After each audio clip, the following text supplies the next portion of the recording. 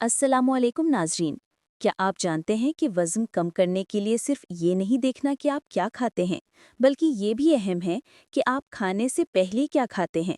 जी हाँ, कुछ चीज़ें ऐसी हैं जो खाने से पहले लेने से आप कम खाते हैं, जल्दी पेट भर जाता है और वज़न कम करने में आसानी होती है।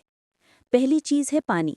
खाने से 15 मिनट पहले 1 या 2 ग्लास पानी पीने से आपका पेट भर जाता है और आप ज़्यादा नहीं खाते।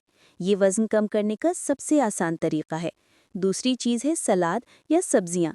खाने से पहले 1 प्लेट सलाद खा लें। ये फाइबर से भरपूर होती है जो भूख कम करती है और निज़ाम हाजमा भी बेहतर बनाती है।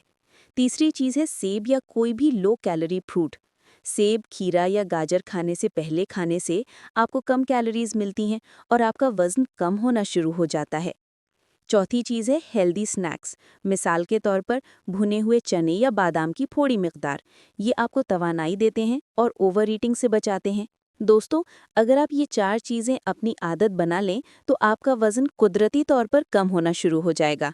अब सवाल आपसे, आप वज़न कम करने के लिए खाने से पहले क्या खाते हैं? कमेंट्स में ज़रूर बताएं ताकि सबको फ़ायदा हो।